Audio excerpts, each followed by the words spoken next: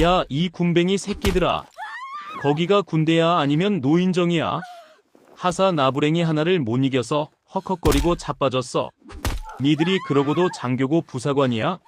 사타구니에 달린 거 그냥 떼버려. 확성기를 찍고 나오는 굉음이 파주 제1보병사단 수색대대 연병장을 뒤흔들었다. 흙먼지가 자욱하게 피어오르는 3km 뜀걸음 코스, 숨이 턱 끝까지 차올라 단내를 풍기는 남군들의 거친 호흡 소리 사이로 독사 같은 고함이 파고들었다. 단상 위 팔짱을 낀 채 이마에 굵은 핏대를 세우고 있는 남자는 대대장 조형수 중령이었다. 그의 눈은 결승선을 향해 죽기 살기로 뛰어오는 병사들이 아닌 이미 결승선을 통과해 호흡을 고르고 있는 한 사람에게 고정되어 있었다. 그 시선의 끝에는 안소희 하사가 있었다. 질끈 묶은 머리카락 끝에서 땀방울이 떨어져 전투복 어깨를 적셨지만 그녀의 호흡은 흐트러짐이 없었다. 남성 군인들조차 혀를 내두르는 특급 전사 기준인 12분 30초를 가볍게 넘긴 11분대 주파. 웬만한 남성 특수부대원 뺨치는 기록이었다. 안소희는 무릎에 손을 짚고 헐떡이는 대신 허리를 꼿꼿이 세우고 전방을 주시하며 가볍게 제자리 걸음으로 근육을 풀고 있었다. 그 모습이 조형수의 비틀린 심기를 더욱 건드렸다. 작전장교. 저거 기록 뭐야? 계측기 고장난 거 아니야? 조형수가 옆에 서 있던 작전장교의 정강이를 군화발로 툭 찼다. 작전장교는 움찔하며 스톱워치를 내밀었다. 아닙니다. 정확합니다. 11분 45초. 대대 신기록입니다. 이런 멍청한 새끼. 분위기 파악 안 돼. 누가 기록 좋은 거 모르냐? 내 말은 왜 여군 하사 따위가 내 엘리트 장교들보다 빠르냐는 거야. 니들이 평소에 기압이 빠져 있으니까 저런 꼴을 당하는 거 아니야? 조형수는 괜한 스톱워치를 빼앗아 바닥에 내동댕이 쳤다. 플라스틱 파편이 튀었다. 그의 논리는 단순했다. 자신의 부하들이, 특히 자신이 아끼는 육사 출신 중대장들이 고졸 출신 여군 부사관에게 밀리는 그림이 보기 싫은 것이다. 그것은 곧 자신의 지휘 능력에 흠집이 나는 것이라 여겼다. 안소희가 숨을 고르고 단상 앞으로 다가왔다. 규정대로라면 대대장의 치아가 있어야 할 타이밍이었다. 그녀는 절도 있는 동작으로 거수 경례를 올렸다. 전진. 하사 안소희 3km 뜀걸음 완주했습니다. 쩌렁쩌렁한 목소리. 흐트러짐 없는 자세. 햇볕에 그을린 건강한 피부와 그 속에 감춰진 단단한 눈빛. 군인으로서 흠잡을 데 없는 모습이었지만 조형수는 그 완벽함이 역겨웠다. 그는 삐딱하게 고개를 기울이며 안소희를 내려다보았다. 안하사. 너 약 먹냐? 모욕적인 질문이었다. 연병장에 있던 병사들과 간부들의 시선이 일제히 단상으로 쏠렸다. 하지만 안소희는 눈 하나 깜짝하지 않았다. 아닙니다. 아니면 뭐 여자가 되기를 포기했나? 독하게 굴어서 관심 좀 받아보려고 발악하는 거 아니야? 적당히 좀 해. 네가 그렇게 설치고 다니면 밑에 애들 사기 떨어지는 거 몰라. 눈치가 없어, 눈치가. 조형수는 혀를 차며 손에 쥐고 있던 지휘봉으로 안소희의 어깨를 툭툭 쳤다. 격려가 아닌 명백한 조롱이자 불쾌한 신체 접촉이었다. 군인은 실력으로 증명하는 것이라 배웠습니다. 대대장님께서 강조하신 전투형 부대 육성에 부합하기 위해 최선을 다했을 뿐입니다. 안소희의 대답은 교과서처럼 정확했지만 그 속에 담긴 뼈가 조형수의 폐부를 찔렀다. 말대꾸라고 할 수도 없는 정론. 조형수의 얼굴이 불그락푸르락 달아올랐다. 그는 코웃음을 치며 안소희의 얼굴 가까이 다가갔다. 말은 청산유수네. 야, 안소희. 달리기 좀 잘한다고 전쟁 이기는 줄 알아. 넌 그게 문제야. 건방진 거. 하사 나부랭이가 어디서 중령 앞에서 턱을 쳐들고 눈을 똑바로 떠. 내가 네 친구야. 시정하겠습니다. 안소희는 즉시 시선을 15도 하방으로 내렸다. 하지만 굴복의 의미가 아니었다. 더러운 꼴을 더 보지 않겠다는 무언의 거부였다. 조형수는 그런 그녀의 태도에서 미묘한 무시를 감지했다. 마치 당신 같은 사람은 내 상대가 안 된다고 말하는 듯한 저 당당함. 열등감이 뱀처럼 조형수의 목을 감아왔다. 다들 들어. 오늘 안소희 빼고 전원 완전 군장으로 연병장 20바퀴 더 돈다. 정신 상태가 썩어 빠져서 여자나 못 이기는 놈들이 무슨 수색대원이야. 그리고 아나사, 너는 칭찬받을 생각 마. 내가 분위기 다 망친 거야. 알았어. 알겠습니다. 꺼져. 안소희가 뒤로 돌아 뛰어가는 모습을 보며 조형수는 바닥에 침을 퇴뱉었다. 억울하게 얼차려를 받게 된 남군들의 원망 어린 시선이 안소희의 등 뒤로 꽂히길 바랐지만 실상은 달랐다. 병사들은 군장을 매면서도 수군거렸다. 와, 아나사님 진짜 미친 거 아니냐? 람보가 따로 없네. 대대장 또 지랄병 도졌네. 지가 뛰면 1킬로도 못 가서 퍼질 거면서. 아나사님 건드리지 마라. 저분은 진짜다. 병사들의 존경은 강압으로 얻어지는 것이 아니었다. 병사들은 본능적으로 안다. 전쟁이 터지면 누구의 등을 믿고 따라야 살 수 있는지. 뱃살 나온 대대장 조형수가 아니라 강철 같은 여군 안소희였다. 대대장실로 돌아온 조형수는 전투모를 벗어 소파에 집어 던졌다. 에어컨 바람이 시원하게 불어왔지만 속에서 치미는 열불은 꺼지지 않았다. 커피 타와. 따라 들어온 작전장교가 허둥지둥 믹스커피를 탔다. 조형수는 종이컵을 받아들고 씩씩거렸다. 야, 김대위. 너 인사과장한테 말해서 안소희 제 신상명세서 좀 다시 가져와 봐. 신상명세서 말입니까? 지난번에도 보셨지 않습니까? 특이사항 없습니다. 부친은 일찍 돌아가셨고 모친은 자영업 하시고 집안 형편도 그저 그렇고 백도 없는 흙수저입니다. 그러니까 이상하다는 거야. 백도 없고 돈도 없는 년이 도대체 뭘 믿고 저렇게 뻣뻣해. 보통 저 정도 갈구면 와서 살려달라고 빌거나 눈물을 짜거나 아니면 전출 보내달라고 징징거리기라도 해야 하는 거 아니냐고. 조형수가 생각하는 올바른 하사의 모습은 자신의 권위 앞에서 벌벌 떨며 아부하는 존재였다. 하지만 안소희는 달랐다. 아무리 짓밟아도 잡초처럼 다시 일어나는 것도 모자라 오히려 더 푸르게 독을 품고 자라났다. 제가 알아서 좀 조져놓겠습니다, 대대장님. 이번 주 사격 훈련 있지 않습니까? 0점 사격장 말고 전술 사격장으로 돌려서 아주 기를 죽여놓겠습니다. 작전장교가 비굴하게 웃으며 조형수의 비위를 맞췄다. 조형수는 그제야 마음에 든다는 듯 킬킬거렸다. 그래. 뜀박질 좀 한다고 설치는데 총은 또 다르지. 바람 좀 불고 표적지 좀 안 넘어가게 조작 좀 해라. 하사가 감히 특급 전사 배지 달고 다니는 꼬라지. 내 눈에 흙이 들어가도 못 본다. 조형수는 창밖을 내다봤다. 멀리 연병장에서 묵묵히 병사들의 구보를 챙기고 있는 안소희의 모습이 보였다. 작고 다부진 체구. 하지만 거대한 산처럼 흔들림 없는 모습. 내가 언제까지 고개를 쳐들고 다닐 수 있나 보자. 내 진급길에 방해되는 건 다 치워버릴 테니까. 조형수는 뜨거운 커피를 단숨에 들이켰다. 입천장이 되었지만 그 고통보다 안소희를 향한 증오가 더 뜨거웠다. 그는 몰랐다. 자신이 건드리고 있는 그 하사 나부랭이가 대한민국 육군 서열 3위인 제3야 전군 사령관의 하나뿐인 외동딸이라는 사실을. 그리고 그 아버지의 성격이 딸보다 더하면 더했지 결코 덜하지 않다는 사실을 말이다. 그날 저녁 개인 정비 시간. 안소희는 관사 뒤편의 으슥한 공중전화 부스에 들어가 있었다. 휴대전화가 있었지만 보안이 필요한 통화였다.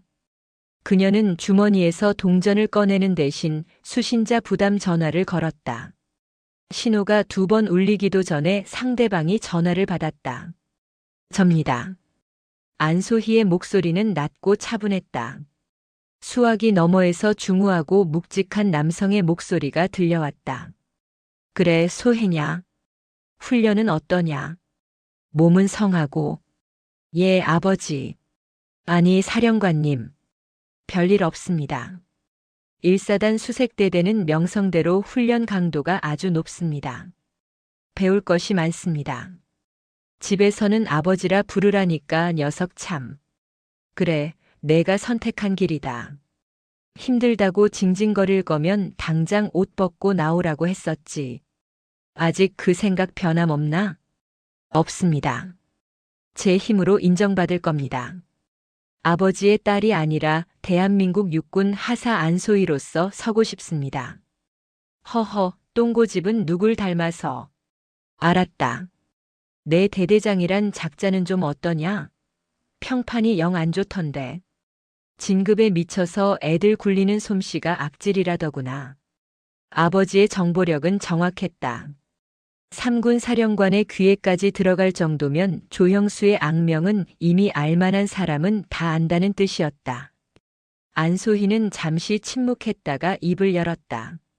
군인은 상관을 평가하지 않습니다. 다만, 제가 감당하겠습니다. 그것 또한 훈련의 일부라고 생각합니다. 그래.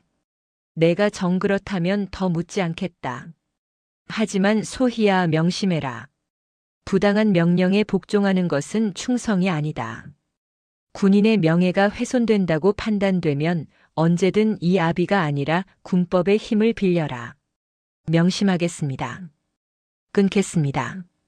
충성. 전화를 끄는 안소희는 잠시 수화기를 내려다보았다. 아버지의 목소리를 듣자 긴장이 풀리며 피로가 몰려왔다. 하지만 그녀는 이내 고개를 저으며 뺨을 가볍게 두드렸다. 정신 차려, 안소희. 이제 시작이야. 어둠 속에서 그녀의 눈빛이 형형하게 빛났다. 내일은 사격 훈련이었다. 대대장이 무슨 꿍꿍이를 꾸미고 있는지 짐작이 갔다. 하지만 피할 생각은 없었다. 실력으로 짓밟아주는 것. 그것이 안소희가 아는 유일한 생존 방식이자 복수였다. 그녀는 주먹을 꽉 쥐었다. 손바닥 안에 박인 굳은 살이 돌처럼 단단했다. 여름의 열기가 아스팔트 바닥을 녹일 듯이 이글거리는 오후 2시였다. 훈련 규정상 온도 지수가 일정 수준을 넘어가면 야외 활동을 제한하고 휴식을 취하게 되어 있었지만 제1보병사단 수색대대에는 그런 상식이 통하지 않았다. 야, 거기 1소대. 돌 색깔이 왜 그따위야? 흰색 페인트 칠하라고 했잖아. 줄 안 맞춰? 미적 감각이 없어, 미적 감각이. 연병장 구석 화단에서 고래고래 소리를 지르는 사람은 다름 아닌 대대장 조형수 중령이었다. 전투복 상의 지퍼를 배꼽까지 내리고 팔자걸음으로 돌아다니며 병사들을 닥달하는 그의 모습은 지휘관이라기보다 악덕 공사판 십장에 가까웠다. 병사들은 죽을 맛이었다. 오전 내내 산악 구보를 하고 돌아와 밥숟가락을 놓기가 무섭게 작업에 투입된 터였다. 그들이 하는 작업이란 게 기가 찼다. 멀쩡한 화단의 잡초를 뽑는 것도 모자라 주먹만한 자갈들을 주워와 흰색 페인트로 색칠을 하고 있었다. 이유는 단 하나였다. 내일 모레 사단장이 부대를 방문한다는 소식 때문이었다. 대대장님, 애들 지금 탈진 직전입니다. 오전에 10km 급속 행군하고 쉬지도 못했습니다. 일중대장 강 대위가 조심스럽게 건의했지만 조형수는 들은 채도 하지 않고 손에 든 부채로 파리만 쫓았다.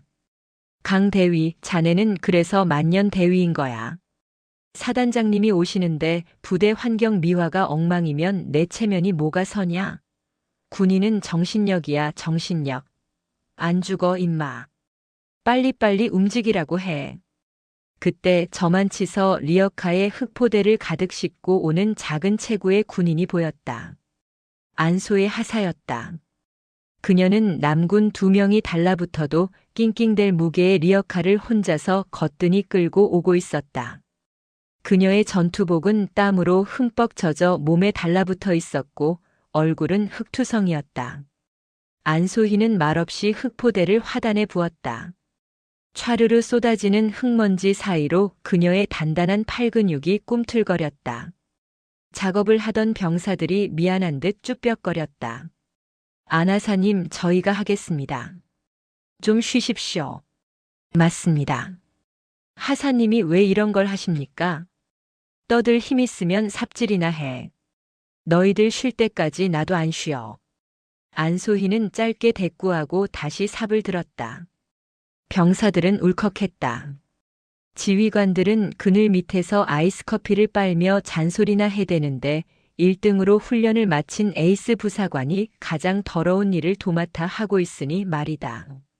조형수가 그 꼴을 가만히 보고 있을 리 없었다. 병사들의 눈빛이 안소희를 향해 경외심으로 빛나는 것을 본 순간 그의 속에서 알 수 없는 뒤틀림이 꿈틀거렸다. 그는 짐짓 헛기침을 하며 안소희에게 다가갔다. 어이 안하사. 힘이 남아도나 봐. 안소희가 삽질을 멈추고 격려했다. 전진. 작업 지원 중입니다. 누가 너더러 지원하래? 부사관이 채통 없이 병사들 틈에 껴서 흙장난이나 하고. 그러니까 내가 병사들한테 무시당하는 거야. 간부면 간부답게 지휘를 해야지 몸으로 때우는 게 능사인 줄 알아? 조형수는 말도 안 되는 트집을 잡았다. 병사들이 안소희를 무시하기는커녕 가장 따르고 있다는 걸 뻔히 알면서도 그는 현실을 부정하고 싶었다. 병사들이 지쳐 있습니다. 작업 진척이 느려서 돕고 있었습니다. 이거 봐라. 지금 병사들 핑계 대면서 내 지시가 과하다고 돌려 까는 거냐? 아닙니다. 다만 금일 온도 지수가 위험 수준입니다. 이대로 가다간 열사병 환자가 속출할 수 있습니다. 30분이라도 휴식을 부여해 주시는 게 효율적이라 판단됩니다. 안소희의 말은 구구절절 옳은 말이었다. 이미 저쪽 구석에서는 이등병 하나가 어지러움을 호소하며 주저앉아 있었다. 하지만 조영수에게 옳은 말은 곧 반항이었다. 하사 나부랭이가 감히 대대장의 작전비록 그것이 페인트 칠이라 할지라도의 토를 달다니. 조형수의 눈썹이 꿈틀거렸다. 그는 들고 있던 부채로 안소희의 방탄모를 툭툭 쳤다. 톡, 톡, 톡. 기분 나쁜 소리가 울렸다. 안소희, 너 3군 사령관 백이라도 있냐? 안소희의 눈동자가 순간 흔들렸다. 조형수는 그 찰나를 놓치지 않고 비릿하게 웃었다. 물론 진짜 3군 사령관의 딸일 거라고는 상상도 못했다. 그저 당황하는 기색을 즐길 뿐이었다. 아니면 모 국방부 장관 숨겨둔 딸이라도 돼? 쥐뿔도 없는 게 어디서 자꾸 가르치려 들어? 내가 20년 군 생활하면서 너 같은 부류를 딱 싫어해. 주제 파악 못하고 설치는 것들. 시정하겠습니다. 입으로만 시정하지 말고 행동으로 보여. 지금 당장 저쪽 연병장 끝에 있는 잡초 손으로 다 뽑아. 호미 쓰지 말고 손으로. 해 떨어지기 전까지 다 못 뽑으면 오늘 전 중대 저녁밥 없는 줄 알아. 그것은 명백한 가혹행위였다. 축구장만한 연병장의 잡초를 혼자서 그것도 손으로 뽑으라니. 게다가 실패하면 중대 전체를 굶기겠다는 연대 책임까지 씌웠다. 병사들이 웅성거렸다. 분노한 눈빛들이 조형수에게 꽂혔지만 조형수는 오히려 그 시선을 즐겼다.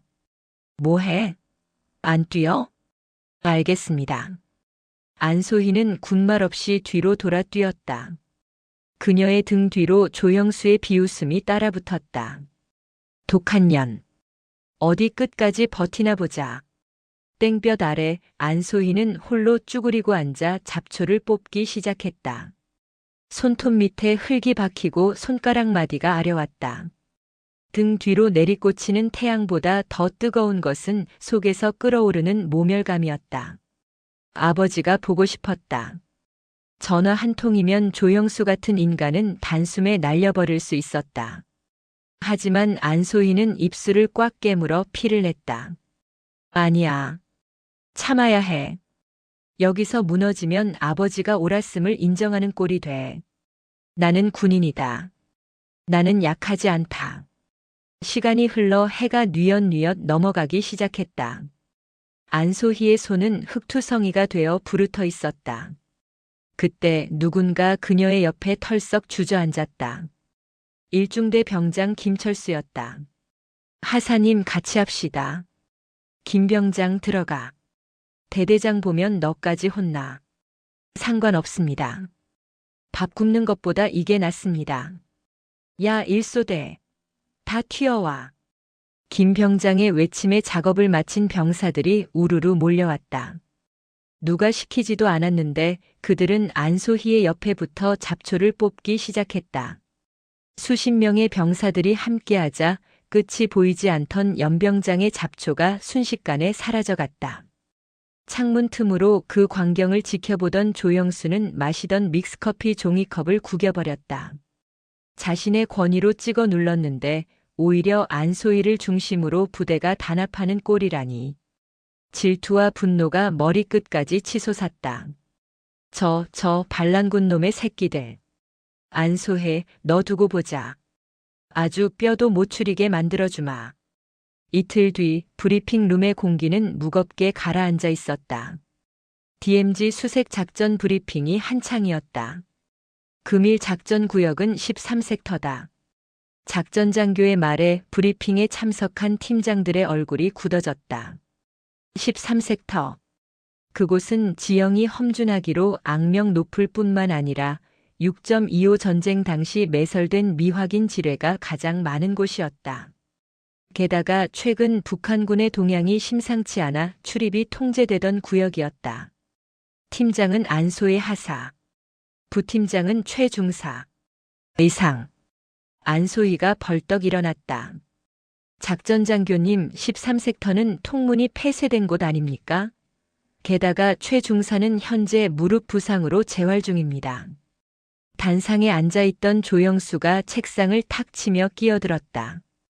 야 안소희, 너 지금 명령 불복종하냐? 최중사 다친 거 알아. 그러니까 내가 팀장 하라는 거 아니야. 특급 전사라며? 그 잘난 체력 뒀다 뭐해? 아픈 동료 목까지 뛰어야 진짜 군인이지. 쫄리면 지금이라도 못하겠다고 무릎 꿇고 빌든가.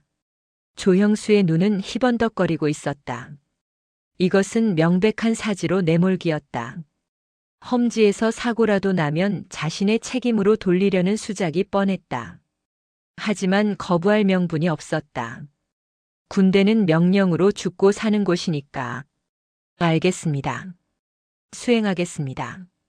다만 장비 지원을 확실히 해주십시오.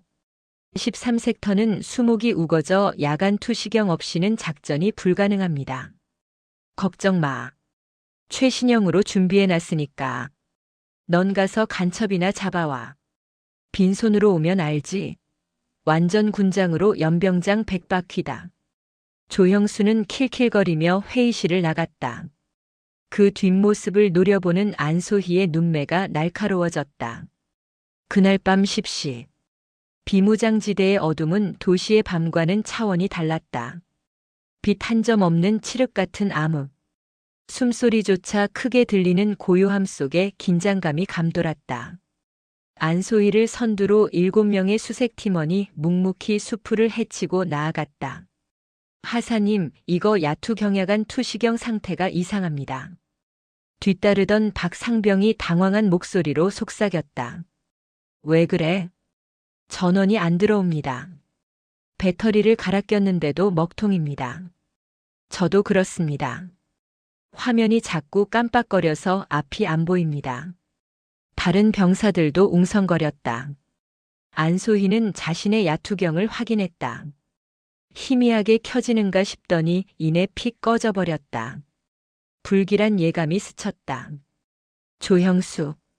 설마 장비까지 손을 댄 건가? 배터리가 방전된 폐급 장비들을 최신형이라며 지급한 것이 분명했다. 지뢰밭 한가운데서 눈을 가리고 걸으라는 것과 다름없는 살인 행위였다. 분노가 치밀어 올랐지만 지금은 분노할 때가 아니었다. 부하들의 목숨이 자신의 손에 달려 있었다. 전원 정지. 야투경 끈다. 지금부터 유관과 청각에 의존해서 이동한다. 내 발자국만 밟고 따라와. 조금이라도 벗어나면 발목 날아간다. 안소희는 침착하게 명령을 내렸다. 그녀는 야투경을 벗어 군장에 결속하고 온 감각을 곤두세웠다. 바람 소리, 풀벌레 소리, 그리고 미세하게 섞여 있는 이질적인 소리. 그녀의 귓가에 바스락거리는 소리가 잡혔다. 산짐승의 움직임과는 달랐다. 규칙적이고 인위적인 마찰음. 사람이다. 안소희는 수신호로 대형을 낮췄다. 10m 전방 우거진 갈대숲 사이로 검은 형체가 스쳐 지나갔다. 북한군이었다. 침투 흔적을 남기지 않기 위해 조심스럽게 이동하고 있었지만 안소희의 예리한 감각을 속일 수는 없었다. 교전 수칙상 선제 사격은 금지되어 있었다. 하지만 그냥 보낼 수도 없었다. 안소희는 바닥에 떨어진 무언가를 발견했다. 북한 담배꽁초였다. 놈들이 방금까지 머물렀다는 확실한 증거였다. 그리고 놈들이 향하는 방향은 아군 지피감시 초소 쪽이었다. 박상병 무전기 쳐. 상황실에 보고해. 적 침투 징후 발견. 현재 위치 좌표 불러주고 아군 지피 쪽으로 이동 중이라고 알려. 하사님 무전기가. 박상병의 얼굴이 하얗게 질려 있었다. 왜 또? 주파수가 안 잡힙니다. 잡음만 들립니다. 역시나였다. 통신 장비마저 고장난 것을 쥐어준 것이다. 이쯤 되면 대대장은 안소희가 죽기를 바라는 것이 틀림없었다. 젠장. 안소희는 욕설을 삼키며 결단을 내렸다. 철수한다. 우리가 직접 가서 보고해야 해. 놈들이 지피에 도달하기 전에 우리가 먼저 도착해야 한다. 죽기 살기로 뛰어. 지뢰밭을 달리는 것은 미친 짓이었다. 하지만 안소희는 지형지물을 완벽하게 기억하고 있었다. 그녀는 선두에서 길을 텄다. 가시던 불에 얼굴이 긁히고 군화가 진흙에 빠졌지만 멈추지 않았다. 부하들도 그녀를 믿고 필사적으로 달렸다. 새벽 4시. 수색팀은 기진맥진한 상태로 통문을 통과해 대대 지휘소로 복귀했다. 안소희는 숨 돌릴 틈도 없이 지휘 통제실로 뛰어들어갔다. 대대장님, 적 침투 징후 발견했습니다. 13섹터 갈대밭 근처에서 북한군 3명을 목격했고 놈들이 지피 방향으로 이동 중이었습니다. 당장 비상을 걸어야 합니다. 상황실 의자에서 졸고 있던 조형수가 부스스 눈을 떴다. 침 자국이 난 얼굴로 안소희를 멍하니 쳐다보던 그는 코웃음을 치며 하품을 했다. 뭐? 간첩? 야 안소희. 너 소설 쓰냐? 13섹터는 쥐새끼 한 마리도 못 들어오는 곳이야. 내가 쫄아서 헛개비 본 거 아니야? 증거 있습니다. 안소희는 주머니에서 주워온 북한 담배꽁초와 작전 지도에 표시한 이동 경로를 책상 위에 펼쳐놓았다. 흙 묻은 꽁초에서 독한 냄새가 났다. 이게 증거입니다. 놈들이 흘린 겁니다. 그리고 지급해 주신 야투경과 무전기 전부 고장이었습니다. 고의가 아니라면 설명이 안 됩니다. 병사들을 다 죽일 셈이었습니까? 안소희의 목소리가 높아졌다. 그녀의 눈에서는 살기가 뿜어져 나왔다. 조형수는 순간 움찔했지만 이내 얼굴을 붉히며 책상을 쾅 내리쳤다. 이 건방진 년이 어디서 눈을 부라려. 장비 관리를 내가 똑바로 안 해놓고 나한테 뒤집어 씌워. 그리고 이건 뭐야? 담배꽁초? 네가 피우고 북한 거라고 우기는지 내가 어떻게 알아? 대대장님, 시끄러워. 보고서나 똑바로 써왔어? 줘봐. 조형수는 안소희가 밤새 험지를 뛰며 머릿속으로 정리해온 작전 보고서를 낚아챘다. 그는 내용을 읽지도 않았다. 첫 장을 넘기더니 빨간 펜으로 쭉 긋고는 바닥에 패대기 쳤다. 글씨체가 이게 뭐야? 내가 휴먼 명조 쓰랬지? 자간, 장평 다 틀렸잖아. 보고서의 기본도 모르는 게 무슨 작전을 논해? 다시 써와. 지금 형식이 중요한 게 아닙니다. 적들이 지피를 노리고 있다니까요. 이게 끝까지 말대꾸네. 야, 작전과장. 얘 말 믿어? 딱 봐도 훈련 빡세니까 거짓말하는 거잖아. 얘네들 싹 다 끌고 나가. 조형수는 손을 휘휘 저었다.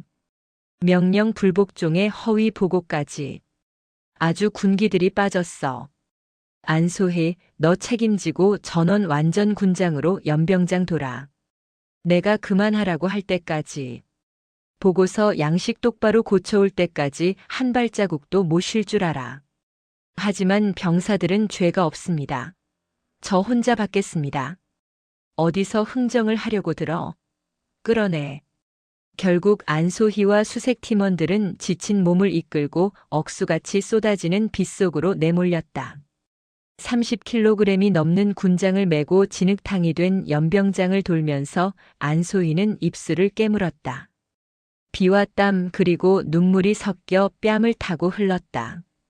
뒤에서 힘겨워하는 병사들의 거친 숨소리가 그녀의 가슴을 후벼 팠다.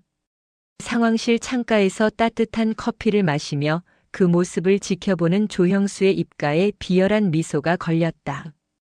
그러게 적당히 기었어야지. 주제도 모르고. 안소희는 흐릿해지는 시야 속에서 조형수의 얼굴을 똑똑히 새겨 넣었다. 절대 잊지 않겠다. 이 치욕 그리고 내 부하들이 흘린 피땀의 대가. 반드시 천배 만배로 갚아주마. 그녀의 군화가 진흙을 박차고 나갈 때마다 흙탕물이 사방으로 튀어올랐다. 그것은 마치 억눌린 분노가 폭발할 때를 기다리며 튀어오르는 검은 불꽃 같았다. 다음 주 예정된 대규모 기동훈련 FTX. 안소희는 직감했다. 그곳이 바로 조형수와의 마지막 전쟁터가 될 것임을. 군단급 기동훈련 FTX를 사흘 앞둔 저녁이었다. 대대 회식이라는 명목하에 간부들이 영회 고깃집에 집합했다. 말이 좋아 단합대회지 실상은 대대장 조형수의 기분을 맞추기 위한 재롱잔치나 다름없었다. 불판 위에서 삼겹살이 지글거리며 익어가고 있었지만 누구 하나 편하게 젓가락을 들지 못했다. 상석에 앉은 조형수의 얼굴이 붉게 달아올라 있었기 때문이다. 이미 소주 3병을 비운 그는 개슴츠레한 눈으로 좌중을 훑었다. 야, 분위기가 왜 이래? 내일 전쟁 나냐? 초상집이야? 조형수가 젓가락으로 테이블을 탁탁 두드렸다. 아닙니다. 대대장님 한 잔 받으십시오. 일중대장이 재빨리 일어나 두 손으로 술병을 들었다. 조형수는 킬킬거리며 잔을 내밀었다가 갑자기 표정을 싹 굳혔다. 넌 됐어. 맨날 보는 놈 얼굴 지겹지도 않냐? 술맛 떨어진다가 앉아. 일중대장이 무한한 표정으로 어정쩡하게 자리에 앉았다. 조형수의 시선이 테이블 끝자리에 정자세로 앉아있는 안소희에게 꽂혔다. 안소희는 사이다가 담긴 잔을 앞에 두고 묵묵히 고기만 굽고 있었다. 어이, 홍일점. 조형수가 손가락으로 안소희를 까딱까딱 가리켰다. 안하사. 이리 와봐. 안소희가 자리에서 일어나 대대장 앞으로 가서 부동자세를 취했다. 불렀습니까? 앉아. 내 옆에. 조형수가 자신의 옆 빈자리를 팡팡 쳤다. 주변 장교들의 시선이 불안하게 흔들렸다. 안소희는 미동도 하지 않았다. 말씀만 하십시오. 듣겠습니다. 거참 되게 뻣뻣하네. 야, 군대가 아무리 계급 사회라지만 회식 자리에서는 융통성이 있어야지. 너 때문에 분위기 싸해지는 거 안 보여? 여기 있는 장교들이 다 내 눈치 보잖아. 앉아서 술 한 잔 따라봐. 그것은 명백한 선을 넘는 요구였다. 부하 부사관을, 그것도 여군을 술시중 드는 사람 취급하는 발언이었다. 안소희의 눈썹이 꿈틀했다. 죄송합니다. 저는 술을 하지 않습니다. 또한 군인 복무규율상 부적절한 신체 접촉이나 술 따르기를 강요하는 행위는 아이고, 나셨네, 나셨어. 국방부 장관님 나셨어. 조형수가 고함을 지르며 술잔을 바닥에 집어 던졌다. 쨍그랑 소리와 함께 파편이 사방으로 튀었다. 고깃집 안의 모든 소음이 일순간에 멈췄다. 조형수의 얼굴은 분노로 일그러져 있었다. 야, 안소희. 너 내가 웃음냐? 대대장이 한잔 하라면 하는 거지. 뭔 놈의 규율 타령이야? 네가 그렇게 고고해? 너만 깨끗한 군인이고 나는 뭐 쓰레기야? 그런 뜻이 아닙니다. 아니긴 뭐가 아니야. 눈깔에 힘 안 풀어. 내가 내 속을 모를 줄 알아? 어디 육사 출신 주제에 실전도 모르는 게 설치냐 하고 속으로 비웃고 있잖아, 지금. 조형수의 열등감이 술기운을 빌려 폭발했다. 그는 자리에서 비틀거리며 일어나 안소희의 멱살을 잡으려다 주변 장교들이 말리는 바람에 다시 주저앉았다. 대대장님 취하셨습니다. 그만하시죠. 이거나. 야, 안소희. 너 이번 훈련 때 두고 봐. 아주 작사를 내줄 테니까. 군복 벗고 싶어서 질질 짜게 만들어줄 거야. 내 눈앞에서 싹 다 꺼져. 조형수는 테이블을 엎을 기세로 난동을 부렸다. 안소희는 끝까지 흐트러짐 없는 자세로 경례를 하고 식당을 나섰다. 등 뒤에서 조형수의 욕설이 날아와 비수처럼 꽂혔다. 저거. 꼬라지하고는. 부모가 어떻게 가르쳤길래 저렇게 싹퉁머리가 없어. 애비 없는 자식 티를 내어 아주. 식당 문을 닫고 나온 안소희의 주먹이 부들부들 떨렸다. 모욕은 참을 수 있었다. 하지만 부모님을 들먹이는 것만큼은 참기 힘들었다. 당장이라도 들어가서 저 더러운 주둥이를 닥치게 하고 싶었다. 아버지가 이 꼴을 보셨다면. 아니야. 그녀는 밤하늘을 올려다보며 거친 숨을 몰아쉬었다. 달조차 구름에 가려 보이지 않는 캄캄한 밤이었다. 칠흑 같은 어둠이 그녀의 군 생활을 예고하는 것 같았다. 관사로 돌아가는 길 뒤따라 나온 일중대 소대장들이 쭈뼛거리며 다가왔다. 안하사님 괜찮으십니까? 대대장님이 많이 취하셔서. 신경 쓰지 마십시오. 안소희는 짧게 대답했다. 그때 골목 어귀에서 병사 몇 명이 서성이고 있었다. 안소희의 소대원들이었다. 회식이 험악하게 끝났다는 소문을 듣고 걱정되어 나온 것이었다. 부팀장님, 막내 하사가 울먹이며 달려왔다. 괜찮으십니까? 식당 알바하는 친구한테 들었는데 대대장님이 유리잔 던지고 난리도 아니었다면서요. 안소희는 짐짓 엄한 표정을 지었다. 쓸데없는 소리. 다들 점호 준비 안 하고 여기서 뭐해? 걱정돼서 그랬지 말입니다. 이번 훈련 때 대대장님이 저희 소대 가만 안 둔다고 벼르고 있다는 소문이 파다합니다. 진짜 큰일 나는 거 아닙니까? 병사들의 눈동자에는 불안감이 가득했다. 미친 개 같은 지휘관 밑에서 훈련을 뛴다는 공포. 안소희는 그들의 어깨를 하나하나 두드려 주었다. 걱정 마. 내가 있잖아. 너희들은 내 명령만 따르면 돼. 무슨 일이 있어도 내가 너희들 다치게 안 해. 알았어? 예. 알겠습니다. 병사들은 그제야 안도하며 내무반으로 돌아갔다. 그들의 뒷모습을 보며 안소희는 입술을 깨물었다. 조형수의 광기는 이제 개인적인 괴롭힘을 넘어 부대 전체의 안전을 위협하고 있었다. 이번 훈련 단순한 훈련이 아닐 거야. 전쟁이다. 안소희는 관사로 들어가 군장을 꾸리기 시작했다. 비상식량, 구급랑, 여분의 건전지, 지도, 나침반. 보급품이 아닌 사비로 구매한 고성능 장비들까지 꼼꼼하게 챙겼다. 대대장이 지원해주지 않을 것이 뻔했기에 그녀는 스스로 살아남을 준비를, 아니 부하들을 살릴 준비를 해야 했다. 새벽 3시까지 지도를 분석하며 예상 이동 경로를 머릿속에 그렸다. 조형수가 파놓을 함정이 어디일지 시뮬레이션을 돌렸다. 잠을 잘 수가 없었다. 밖에서는 훈련의 시작을 알리는 듯 빗방울이 하나둘 떨어지기 시작했다. 훈련 당일 새벽 하늘에 구멍이라도 뚫린 듯 폭우가 쏟아졌다. 파주 일대에 호우주의보가 발령되었지만 훈련은 강행되었다. 전 대대 출동 준비. 신속하게 탑승해. 조형수의 목소리가 무전을 타고 흘러나왔다. 그는 방수 처리가 된 지휘 차량 네토나 안에서 히터를 틀어놓고 편안하게 지시를 내리고 있었다. 반면 안소희와 소대원들은 지붕도 없는 60트럭 적재함에 올라타 비를 쫄딱 맞고 있었다. 판초 우위를 입었지만 들이치기 시작한 빗물은 속옷까지 적셨다. 춥습니다. 이등병 하나가 덜덜 떨며 입술이 파랗게 질려가고 있었다. 10월의 비는 얼음장처럼 차가웠다. 안소희는 자신의 핫팩을 꺼내 이등병의 손에 쥐어주었다. 조금만 참아. 작전 지역 도착하면 몸 좀 녹일 수 있을 거야. 하지만 그 기대는 처참하게 배신당했다. 훈련장인 무걸리에 도착하자마자 조형수의 황당한 명령이 떨어졌다. 각 중대는 하차 후 즉시 공격 개시선으로 이동한다.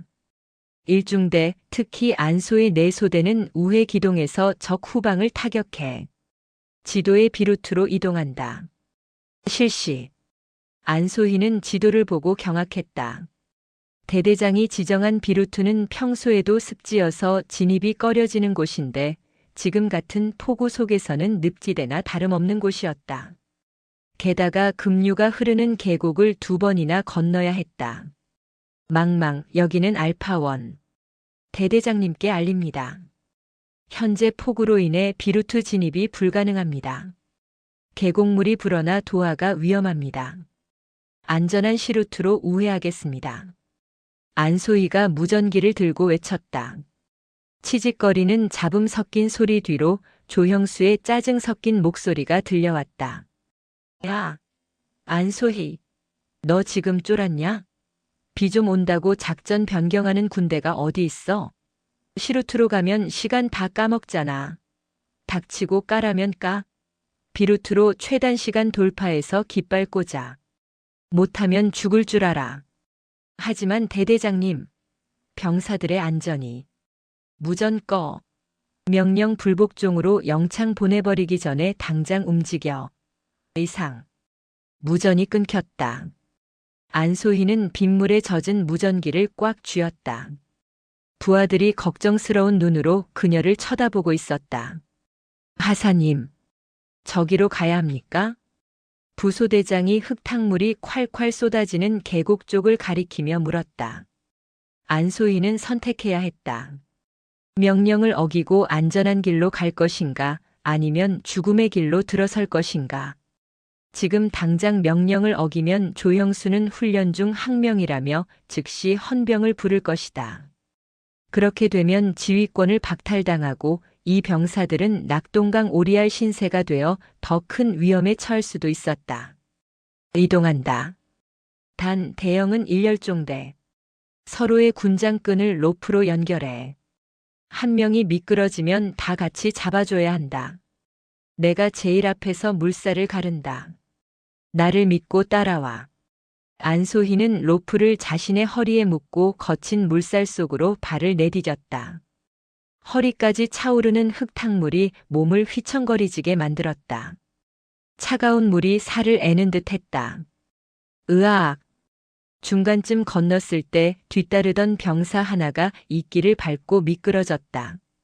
급류가 순식간에 병사를 휩쓸고 내려가려 했다. 잡아! 안소희가 번개같이 몸을 날려 병사의 로프를 낚아챘다. 팽팽하게 당겨진 로프가 손바닥 살을 파고들었지만 그녀는 놓지 않았다. 바위 틈에 군화발을 박아넣고 버텼다. 당겨. 다들 당겨. 소대원들이 합심해서 로프를 당겨 겨우 병사를 건져 올렸다. 병사는 물을 많이 먹어 캑캑거리고 있었다. 안소희의 손바닥에서는 붉은 피가 배어나와 빗물에 씻겨 내려갔다. 겨우 계곡을 건넜지만 진짜 지옥은 이제 시작이었다. 비루트의 산길은 이미 길이 아니었다. 진흙벌밭이었다. 발을 디딜 때마다 무릎까지 푹푹 빠지는 진흙탕 속에서 병사들의 체력은 급속도로 고갈되었다.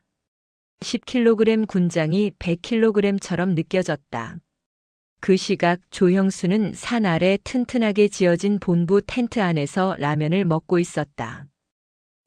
비 오는 날엔 역시 라면이지. 야, 작전과장.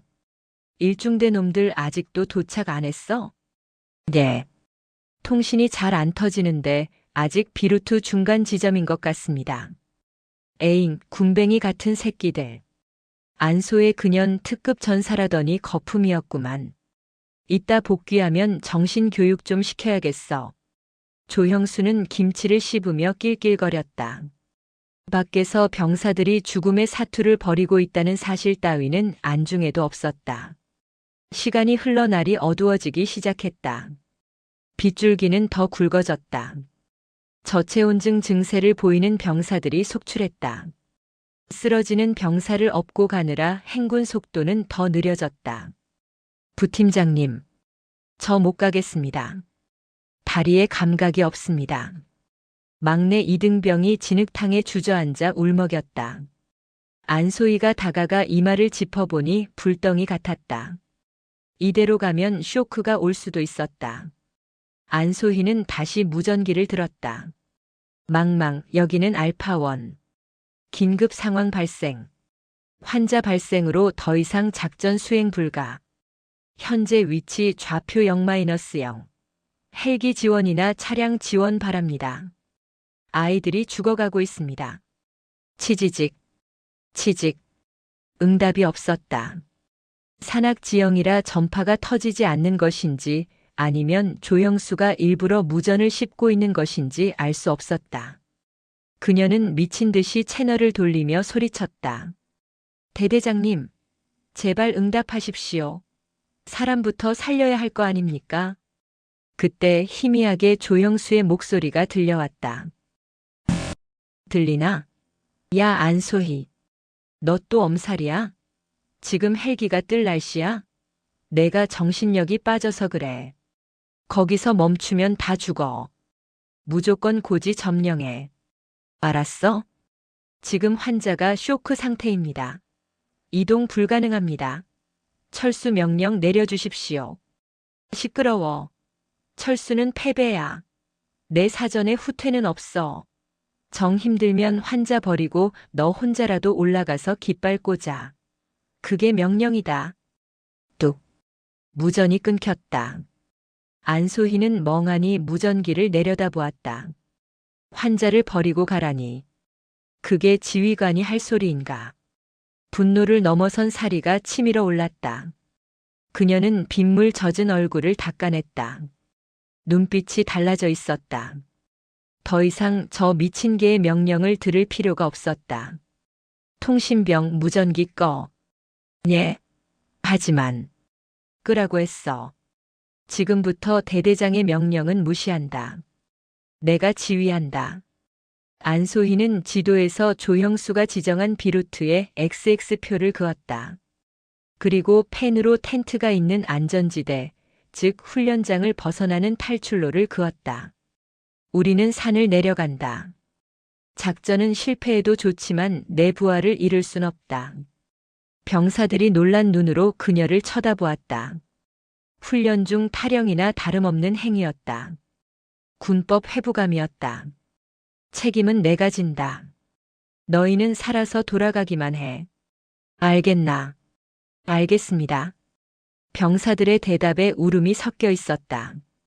안소희는 쓰러진 이등병을 자신의 등에 업었다. 자신의 군장 위에 사람까지 업은 무게가 어깨를 짓눌렀지만 그녀는 이를 악물고 일어섰다. 가자. 안소희는 칠흑 같은 어둠 속 폭우를 뚫고 산을 내려가기 시작했다. 그녀의 등 뒤로 번개가 내리꽂혔다.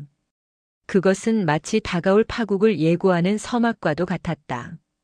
조형수가 있는 따뜻한 텐트, 그곳을 향해 안소희는 복수의 칼날을 갈며 한 걸음 한 걸음 진흙탕을 헤쳐나갔다. 터질 듯한 분노가 가슴속에 꽉 들어찼다. 이 고구마 같은 상황을 끝낼 수 있는 건 오직 자신의 능력과 곧 들이닥칠 진짜 권력뿐이었다. 하지만 지금 당장은 이 진창 속에서 살아남는 것이 우선이었다. 기다려라, 조형수. 내 부하들이 흘린 눈물 한 방울마다 내 피 한 방울로 갚아줄 테니까. 안소희의 군화가 진흙을 지시겼다. 콰직 하는 소리가 마치 조형수의 목을 비트는 소리처럼 들렸다. 안소희와 소대원들은 산을 내려오던 중 우연히 수풀 속에 위장된 텐트 군락을 발견했다. 대항군적군의 지휘 통제소였다.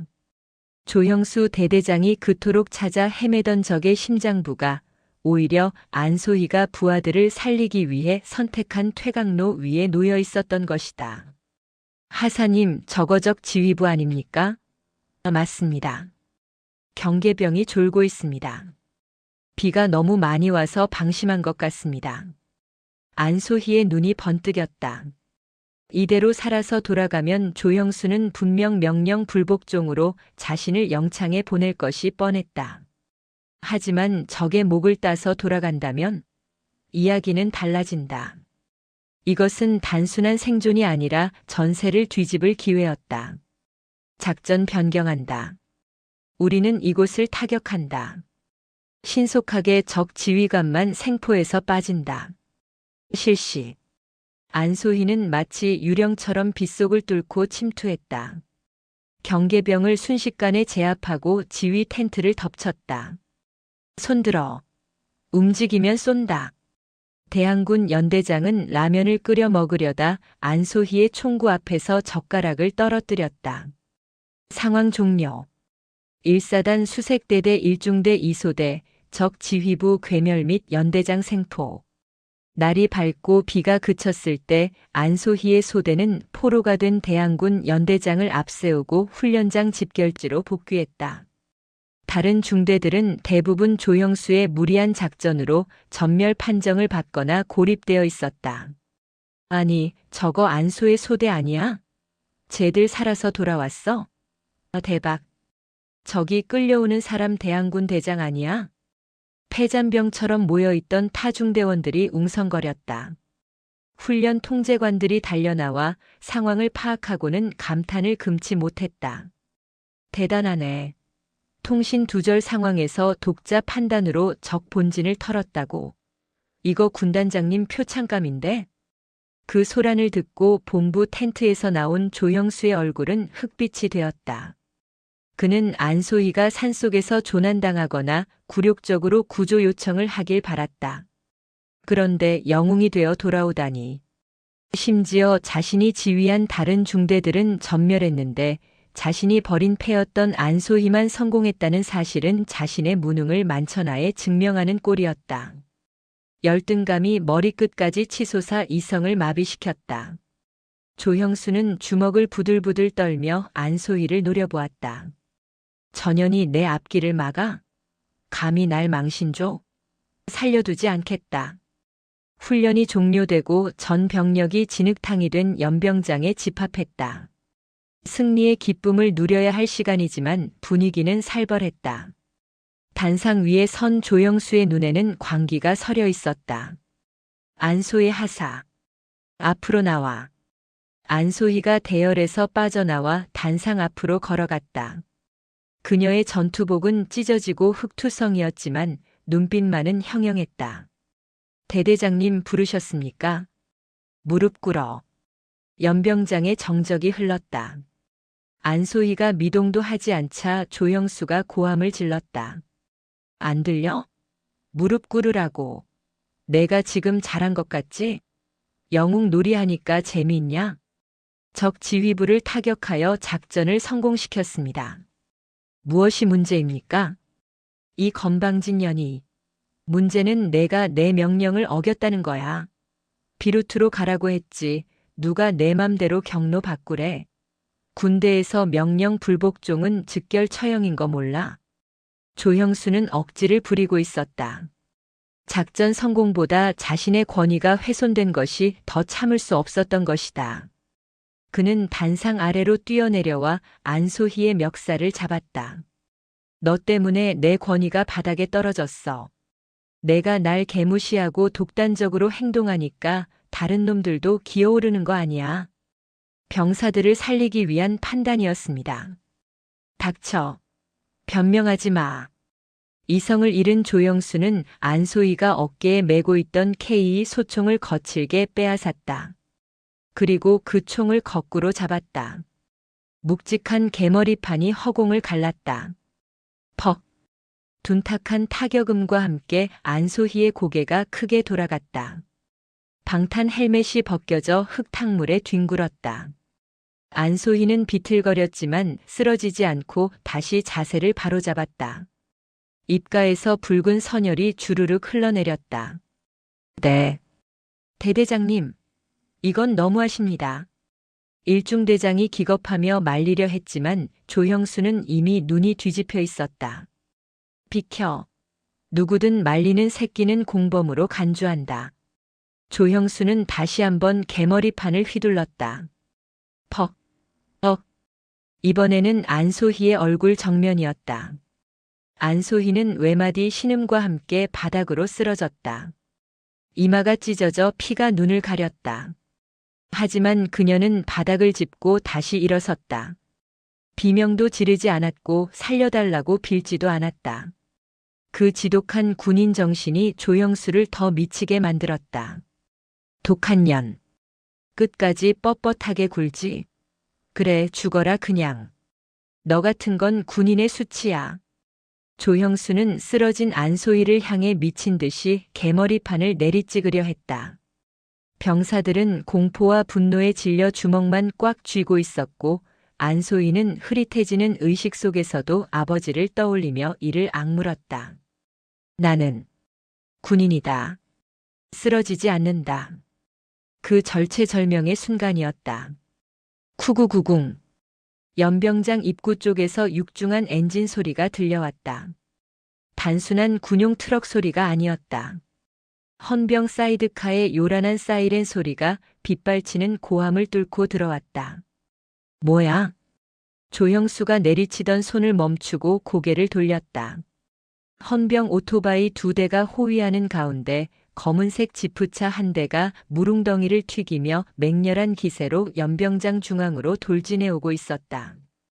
끼익. 지프차가 안소희와 조형수 바로 옆에 급정거했다. 조형수는 순간 흠칫했지만 이내 표정을 바꾸었다. 사단장님이다. 사단장님이 내 승전보를 듣고 칭찬하러 오신 거야.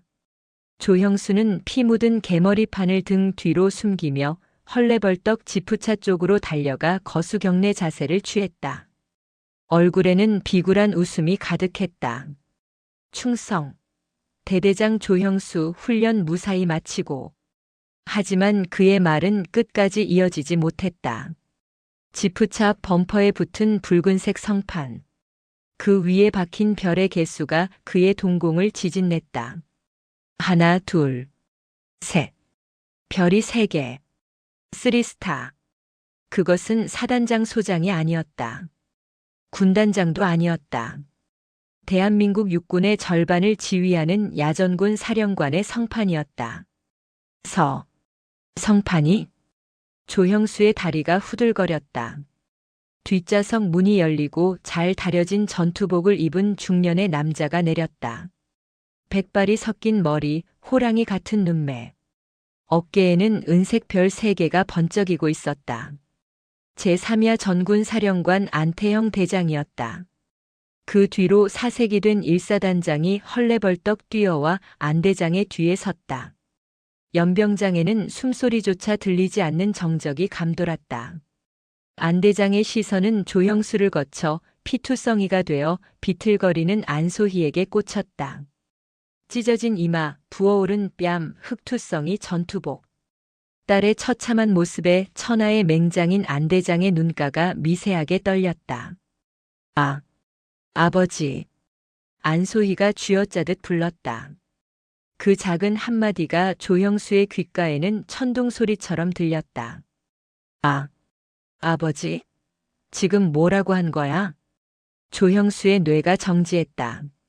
자신이 개머리판으로 내려찍은 하사 나부랭이가 3군 사령관의 딸이라고. 안 대장은 천천히, 아주 천천히 조형수 앞으로 걸어왔다. 그 압도적인 위압감에 조형수는 저도 모르게 뒷걸음질 쳤다. 자네가 이 부대의 대대장인가? 목소리는 낮고 차분했지만 그 안에는 만년설 같은 냉기가 서려 있었다. 네. 예. 내 대대장 중령 조형수입니다. 자네 손에 들린 거, 그거 내 딸을 친 그 물건인가? 조형수는 화들짝 놀라며 손에 들고 있던 안소희의 소총을 바닥에 떨어뜨렸다. 쨍그랑. 쇳소리가 정막을 깼다. 사령관님. 그게. 오해십니다. 저는 그저 군기를 확립하기 위해. 군기. 안 대장이 코웃음을 쳤다. 내 딸이 훈련 중에 보고한 내용을 다 들었다. 부하를 살리기 위해 독단적으로 판단하고 적의 지휘부를 타격했다지. 그게 군기 빠진 군인의 행동인가? 아니면 부하들을 사지로 몰아넣고 텐트에서 라면이나 처먹던 자네가 군기가 든 건가? 그건. 조형수의 얼굴이 하얗게 질렸다. 모든 것이 보고되고 있었다. 나는 내 딸이 군인이 되겠다고 했을 때 반대했다. 하지만 이 아이는 자기 힘으로 하사 계급장을 달았고 누구보다 자랑스러운 군인이 되었다. 그런데 자네가 오늘 그 긍지를 짓밟았어. 안 대장이 조형수의 코앞까지 다가왔다. 자네는 내 딸을 때린 게 아니다. 안 대장의 손이 조형수의 왼쪽 가슴 명찰 위에 달린 지휘관 휘장을 낚아챘다. 자네는 대한민국 국군의 명예를 때린 것이고 자네가 입고 있는 그 군복의 가치를 스스로 쓰레기통에 처박은 것이다. 우두둑. 안 대장의 소나기 힘에 조형수의 전투복 상의가 뜯겨나갔다. 지휘관 휘장이 바닥에 뒹굴었다. 헌병. 예. 대기하고 있던 헌병들이 달려들었다. 이자를 긴급 체포해라. 혐의는 특수폭행, 직권남용, 그리고 전시작전 수행 방해죄다. 군법이 허용하는 최고형을 받게 될 거다. 사령관님, 한 번만 봐주십시오. 제가 눈이 멀어서. 몰라 뵀습니다. 안하사가 따님인 줄 알았다면 절대로. 조형수는 바닥에 무릎을 꿇고 안 대장의 바짓가랑이를 잡으려 했다. 찌질하고 비참한 최후였다. 그게 더 역겹군. 내 딸이 아니면 힘없는 병사라면 때려도 된다는 건가? 끌어내.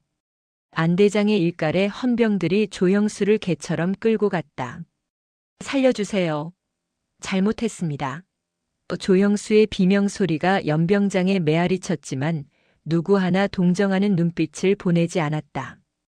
병사들의 눈에는 10년 묵은 체증이 내려가는 듯한 통쾌함만이 서려 있었다. 안 대장은 그제야 손수건을 꺼내 안소희에게 다가갔다. 그는 딸의 피 묻은 얼굴을 조심스럽게 닦아주었다. 보고 싶었다, 소희야. 죄송합니다. 꼴이 이래서. 아니다. 훌륭했다. 너는 오늘 그 누구보다 진짜 군인이었다. 안소희는 참았던 눈물을 터뜨리며 아버지의 품이 아닌 상관을 향한 가장 절도 있는 경례를 올렸다. 전진. 안 대장 역시 뜨거운 눈빛으로 딸에게 답례했다. 전진.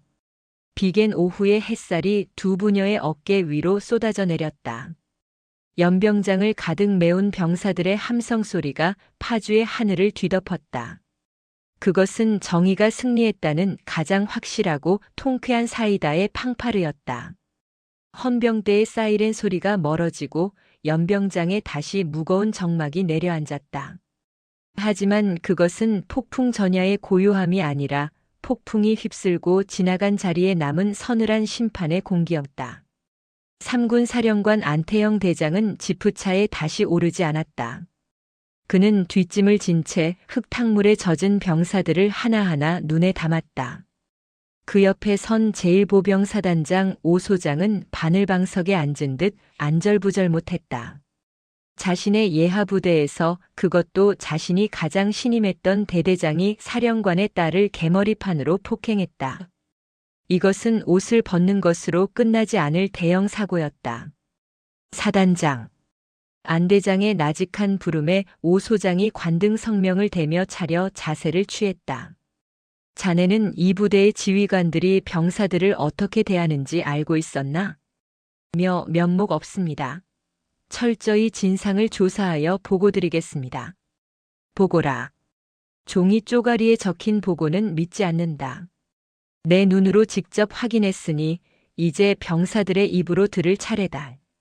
안대장은 연병장의 도열에 있는 병사들을 향해 돌아섰다. 수백 명의 눈동자가 그를 향해 있었다. 그 눈빛들 속에는 두려움과 기대, 그리고 억눌린 분노가 뒤섞여 있었다. 제1사단 수색대대 장병들은 들어라. 나는 3군 사령관 안태영이다. 오늘 이 자리에서 너희 대대장 조형수의 지휘권은 박탈되었다. 지금부터 나는 계급장을 떼고 한 명의 군인 선배로서 너희에게 묻겠다.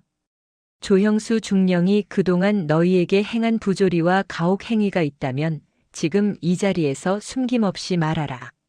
사령관의 말이 떨어지자 병사들이 웅성거렸다. 보복이 두려워 망설이는 기색이 역력했다. 그때 일중대 병장 김철수가 손을 번쩍 들었다. 안소희와 함께 잡초를 뽑았던 그 병사였다. 일중대 병장 김철수. 발언해도 되겠습니까? 말하라. 조형수 중령은. 아니, 조형수는 지휘관이 아니었습니다. 그는 자신의 진급을 위해 병사들의 휴식을 뺏고 사단장님 방문을 대비해 화단에 페인트칠을 시키며 저희를 노예처럼 부렸습니다. 김 병장의 외침은 신호탄이었다. 본물이 터지듯 여기저기서 손이 올라왔다.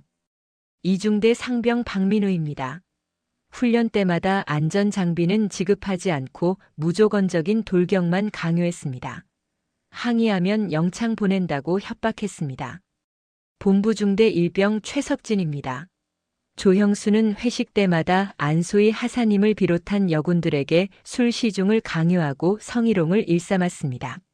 안 하사님이 거부하면 공개적인 자리에서 모욕을 주었습니다. 이번 작전 때도 안 하사님 소대를 일부러 사지로 몰아넣고 무전까지 끊었습니다. 우리를 다 죽이려고 했습니다. 증언은 끝도 없이 쏟아져 나왔다. 횡령, 폭언, 갑질, 작전 실패 책임 전가. 병사들의 입을 통해 드러난 조형수의 실체는 군인이 아니라 제복 입은 깡패였다. 듣고 있던 일사단장의 얼굴은 수치심으로 붉게 달아올랐고 안대장의 표정은 차갑게 가라앉았다. 안대장은 현장에 남아있던 작전장교를 불렀다. 조형수의 신복이었던 그는 사시나무 떨듯 떨며 기어나왔다. 자네도 공범인가? 아닙니다. 저는 그저 시키는 대로. 저도 말리려고 했지만 대대장님이 워낙 강압적이라. 비겁한 변명이군. 불의를 보고도 침묵한 군인은 공범이다. 너 역시 군복을 입을 자격이 없다. 헌병, 이자도 연행해. 작전장교가 비명을 지르며 끌려나갔다. 안대장은 다시금 헌병차에 갇혀 창문을 두드리며 발악하는 조형수를 쳐다보았다. 끌고 와. 안대장의 명령에 헌병들이 닭모가지 비틀듯 조형수를 다시 끌고 나왔다. 흑투성이가 된 조형수는 안대장 앞에 무릎 꿇려졌다. 그의 눈물 콧물 범벅이 된 얼굴은 가관이었다. 사령관님. 제발. 한 번만 용서해 주십시오. 제가 미쳤었습니다. 제가 감히 누구 따님인지도 모르고. 끝까지 딸 이야기뿐이군. 자네는 아직도 죄가 뭔지 몰라. 안대장은 옆에 서 있는 일사단장에게 눈짓했다. 사단장. 자네 부하의 죄는 자네가 씻어야지. 그 말의 의미를 알아들은 일사단장이 입술을 꽉 깨물고 앞으로 나섰다. 그는 떨고 있는 조형수의 멱살을 잡아 일으켰다. 조형수, 너는 나의 수치이자 전진부대의 오점이다. 사단장님, 내 어깨에 있는 그 계급장 국가가 너에게 군림하라고 준 것이 아니라 병사들을 위해 희생하라고 달아준 것이다. 너는 그 무게를 견디지 못했으니 이제 내려놓아라. 찍! 거친 소리와 함께 일사단장의 손이 조형수의 오른쪽 어깨를 낚아챘다. 박음질이 뜯겨나가며 중령 계급장이 바닥으로 떨어졌다. 아, 내 계급장. 안 돼. 내가 이걸 어떻게 달았는데. 조형수가 비명을 질렀다. 그것은 살점이 떨어져 나가는 고통보다 더한 자신의 인생이 송두리째 뽑혀 나가는 고통이었다. 찍! 반대쪽 계급장마저 뜯겨나갔다. 양쪽 어깨가 휑해진 전투복. 이제 그는 중령도 대대장도 아닌 그저 범죄자 조형수에 불과했다. 너는 파면이다. 그리고 군사법원의 심판을 받게 될 것이다. 다시는 군복을 입을 생각하지 마라. 일사단장은 뜯어낸 계급장을 바닥에 패대기 치고 군화발로 지시겨버렸다. 흙 속에 파묻히는 무궁화 두 송이. 그것은 권력에 취해 괴물이 되었던 한 남자의 비참한 말로였다. 연병장을 가득 메운 병사들은 그 광경을 숨죽여 지켜보다가 누군가 시작한 박수가 파도처럼 번져나가기 시작했다. 와, 정의구현이다. 안소희 하사님 만세. 사령관님 만세. 함성 소리 속에서 안소희는 의무병의 부축을 받으며 서 있었다. 피를 너무 많이 흘려 어지러웠지만 정신만은 맑았다. 그녀는 바닥에 주저앉아 넋이 나간 표정으로 중얼거리는 조형수를 바라보았다. 동정심은 들지 않았다. 인과응보. 뿌린 대로 거둔다는 세상의 이치가 눈앞에 있었다. 안대장이 병사들의 환호에 손을 들어 답하고는 딸에게 다가왔다. 가자. 치료부터 해야지. 아버지. 아니 사령관님. 뒷수습은.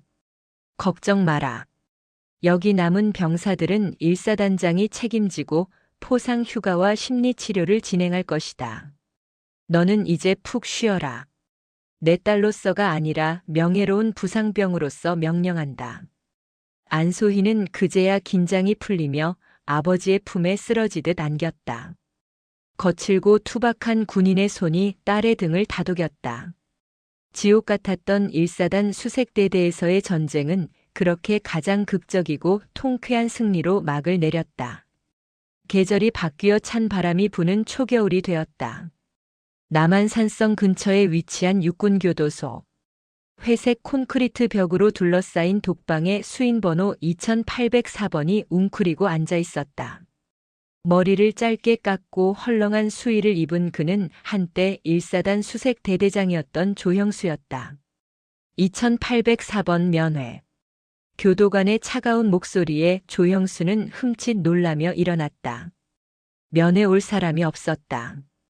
부모님은 충격으로 쓰러지셨고 동기들은 그를 사람 취급도 하지 않았다. 혹시 안소희가 용서해 주러 온 걸까? 헛된 희망을 품고 면회실로 향했다. 하지만 유리병 너머에 앉아있는 사람은 그의 아내였다. 아니, 곧 전처가 될 사람이었다.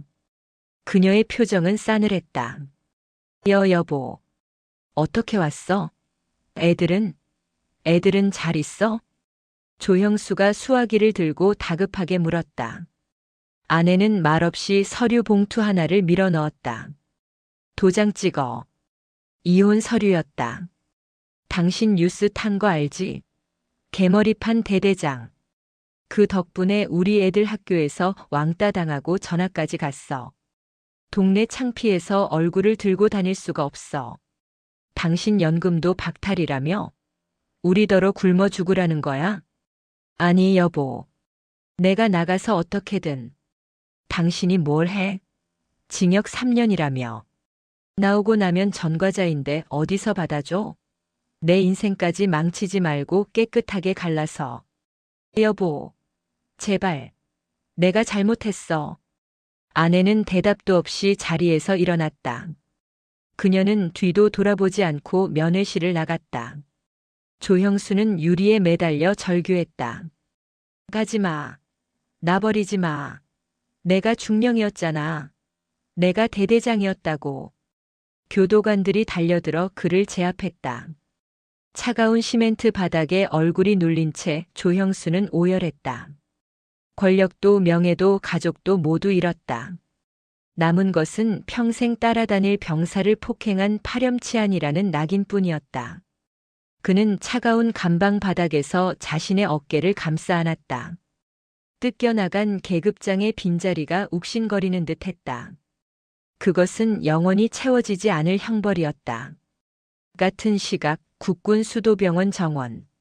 안소희는 환자복 위에 카디건을 걸치고 벤치에 앉아 있었다. 이마에는 흉터가 남았지만 표정은 그 어느 때보다 평온했다. 몸은 좀 어때? 따뜻한 캔커피가 볼에 닿았다. 아버지 안태영 대장이 사복 차림으로 옆에 앉았다. 계급장을 뗀 아버지는 영락없는 딸바보 중년 남성이었다. 많이 좋아졌습니다. 다음 주면 퇴원 가능합니다. 퇴원하고 나면 전역할 거냐? 엄마가 너 가게 하나 차려준다고 난리던데. 아버지가 조심스럽게 물었다. 이번 사건으로 딸이 군대에 정이 떨어졌을까봐 걱정하는 눈치였다. 안소희는 피식 웃으며 고개를 저었다. 아니요. 이제 시작인걸요. 시작? 저 스카우트 제의 받았습니다. 안소희가 주머니에서 명함 하나를 꺼내 아버지에게 보여주었다.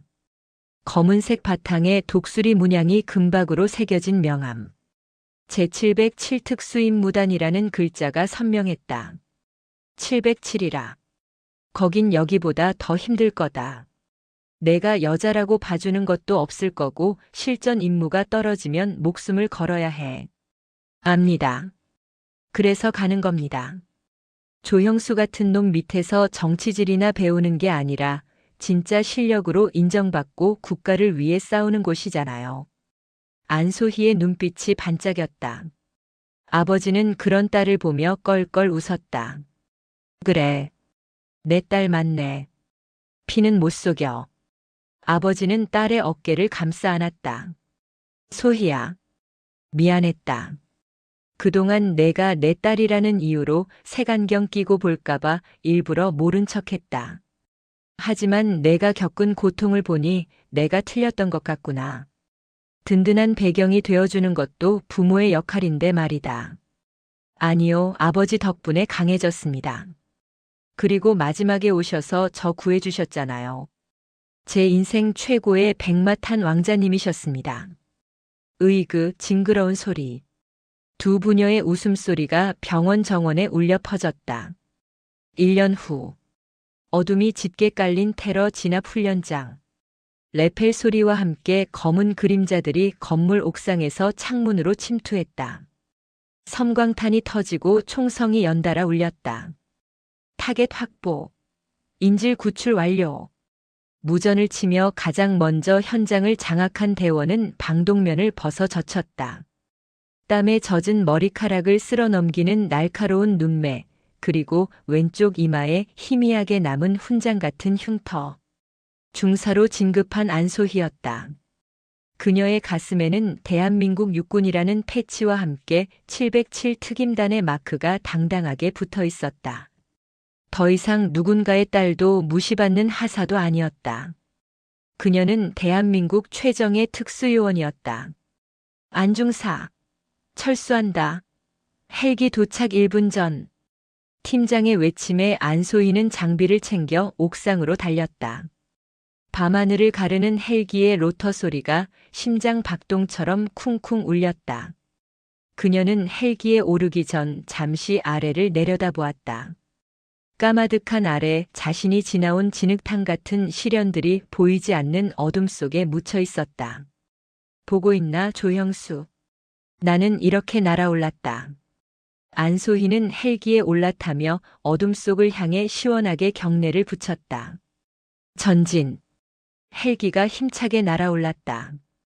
그녀의 군 생활은 이제부터가 진짜 시작이었다.